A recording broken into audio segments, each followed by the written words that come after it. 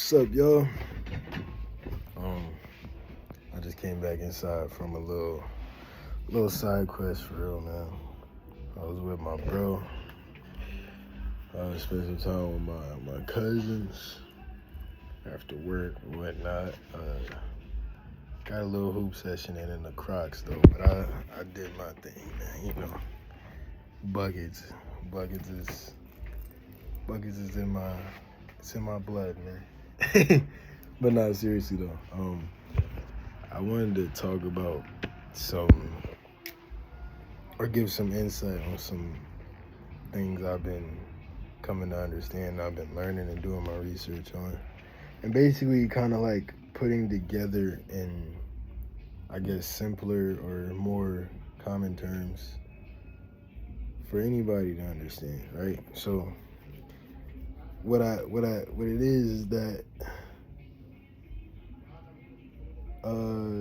first and foremost, all this whole spiritual thing, this whole journey, whatever you want to call it, life really, it's about the strength or the strengthening of your mind. And what you need to understand is that there are two parts of your mind in this aspect we're talking about when it comes to the strength of the mind that you have to pay attention to. So it comes, everybody has it,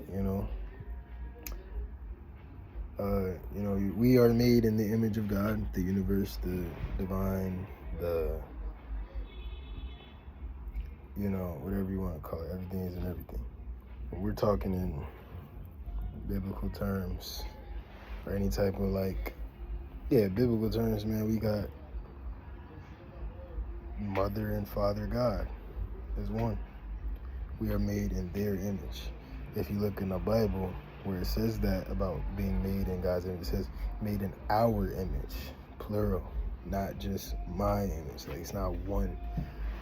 So yeah, that one part when you think of like Mother God, it's like the emotional aspect, like the moon connects to astrology too. It goes deep, I'm telling you. So it's like the moon, and the moon, what you come to understand about the moon is that it reflects everything back at you that you are feeling emotionally and deeply. And you think about like the other parts, like the sun.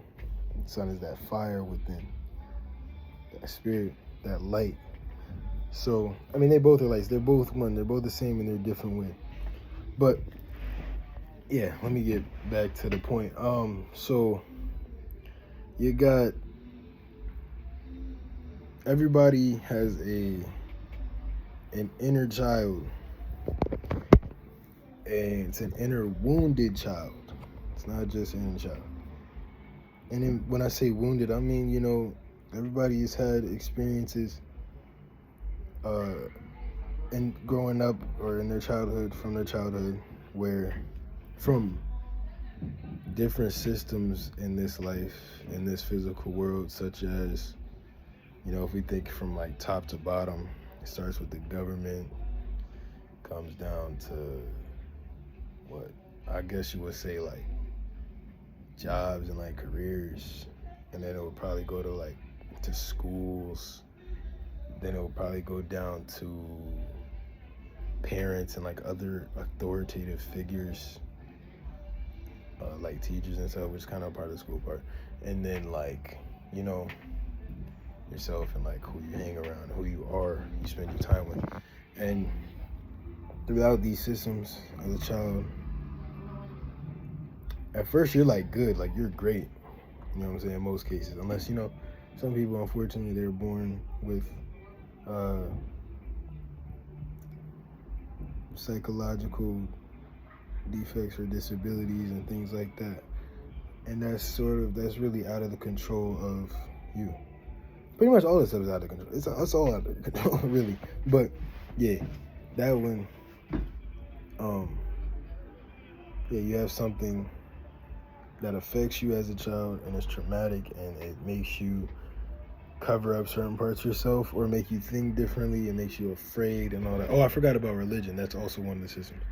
So all of these things, they just create all this fear and, make you not want to do this or do that or say this and speak up and say that. Like it really mentally holds you back. And then you got things like the temptations of the world, like the from the five senses, like anything you smell, touch, taste, or all that stuff, all that good stuff. You think, the food and you eat and all that, blah blah blah. And then you have what everybody is also born with, which is that other part, that part of your mind that's like apart from the emotions. It's more logical. It's all the creativity. It's all the inspiration and dreams and imagination, or in other words, the right brain. So the other part I was talking about is like the left brain. We're talking about the right brain now. And all of that is connected to the divine, which you find in your third eye, or the pineal gland. And so all this really comes down to in this life is like, you're going to always have temptations and stuff. You're always going to have outside things, that systems and problems and issues that will affect you emotionally, because you are human, and you're going to feel things. And so when it comes to that, what all the Bible and all that stuff is talking about, it's allegory. It's really talking about, in these stories, parts of you, parts of the human body, the anatomy, and astrology, like I was saying, and specifically with specific characters and stories, it's talking about the battle of the mind, the carnal mind, or the primal mind, like basically like that instinct, that survival instinct, that animal, and the spirit mind, which is everything else that you have to unlock, which is harder to reach. It's like you got the 10% of your brain that you use, that everybody uses, and you got the other 90% that is much harder to reach. People think it's impossible, or they say it is. I think, they say that on purpose. But, bro, everything you go through makes you stronger because of that. If you are able to overcome the wall and waves of emotions and feelings that are preventing you from thinking outside of the box, outside of yourself, you get stronger in the spirit and the spirit mind. It's not just some mystical force, which I guess you can't say that because it's unseen. You know what I'm saying? It's not like you hear this junk every day. Like, nobody taught you this. You don't see it on a regular basis. You don't see it in other people. You feel it. It's like a feeling. It's when you really think about it, that is why a lot of times people, they get caught up in religions for so long and stuff, and they get all this stuff forced down their throat about this and that. You have to do this, you have to do that. You have to go get a job. You have to go to school in order to succeed. You have to do this and that. But a lot of this stuff don't be feeling right within you. And then you start having that conflict. That conflict is good. That means you have something in you, like we all do, that's still there, and it's telling you that, no, this isn't right. It's something needs to change. And basically, the more you go against that feeling and you don't change, the worse it's going to be, because all you're doing is you playing around with your own emotions. You're just dwindling and dwelling in your emotions when you shouldn't. Emotions aren't you. Your thoughts aren't you. You are meant to have that those feelings and emotions to, sort of connect with other people and stuff, but you're supposed to have control over them. And everything in this life, all these systems, it's like, it makes it harder for you to control that stuff. because you're not everyone. I don't know about y'all, but like at least me, I know a lot of people I grew up with and a lot of people in my family and stuff. And I've seen it since day one. Like they don't know how to control their emotions, and I wasn't really taught exactly how to do that. Maybe to an extent, but at a certain point, it's like the teaching was lost. I started going through my own things, and I started to think that nobody would understand me, and I would just everything was just being built up in my mind, and I was taking it in on my own. But that's also good, as long as you're doing it in a healthy way and you're actually understanding yourself better and you're learning from yourself. Um, it's really just, it comes down to you. Like, it's different strokes for different folks. Some people might need a psychiatrist to see how to deal with their own stuff, or a therapist to see how they deal with their own emotions and their traumas and everything that they went through. But yeah, all it really is starting with, recognizing that inner wounded child and understanding that the things that you've been through and you've gone through that make you feel the way you feel now, and make you feel or have made you feel the way you felt all your life. You got every right to feel the way you've been feeling, man. Real talk. Your emotions matter, your feelings matter, and at the end of the day, it is your responsibility to deal with those emotions and those feelings. Because if you don't, you'll go insane. You know what I'm saying? Because you're going to keep playing around with your emotions over and over. You're going to be in a loop of that in different ways.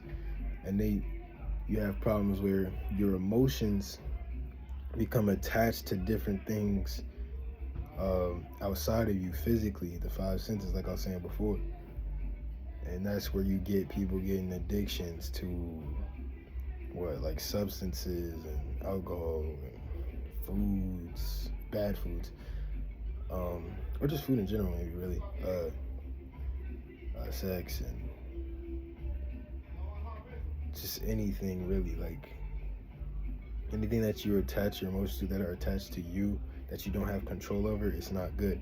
It's not inherently the thing itself, it's the emotional attachment and the coping to these things that is the problem, because it has a hold on you. You can't just turn around, step away, and say, I don't need this. I'm chilling. I can deal with this on my own. That's what you got to get to. You got to learn to really sit with yourself and understand yourself and have that battle, that fight within yourself between that carnal mind and that spirit, and make your spirit stronger through that. That is the only way. And that's the whole point of meditation and yoga and stuff. Yoga isn't even what people do today. Modern yoga is totally different from the original real yoga, and that's like a whole nother topic, but you should really look into that and learn what yoga really is. And yeah, man, it's like you could do whatever you want to do, as long as you know what I'm saying, you happy and you healthy and you're thriving. Like, you're doing what you want to do, not what anybody else wants you to do, not what anybody else tells you should do, not what anybody suggests you should do. Don't even listen to me, man. I always say, go do your own research, go figure this stuff out for yourself, because you're the only one who can figure it out for yourself. Only you know you, and only you have you. Nobody else does, for real, man. Can't just go about life taking everything from other people. And there are people who come a long way to give you some insight and advice and guide you, but real talk, you really learn everything from yourself by learning about yourself. That's it. And just learn to be still and let that creative side unlock. You know what I'm saying? Slowly but surely. So I guess that's like pretty much all I wanted to say. I don't think there's anything else. I hope I didn't forget anything, but really though, that's like the gist of it, man. Make sure you take care of yourself, do what makes you happy. Listen to yourself, trust yourself, your true self. Unlock your true self, man. Stop being a bot and just go when people say go. Do what you want to do. Do what feels right to you. Trust that intuition, man, and that discernment. But yeah, for real, I think that's all I got. Love y'all. Stay safe out here. Take care of yourself. And, you know, have a wonderful day or wonderful night, whatever, man. I'll see y'all.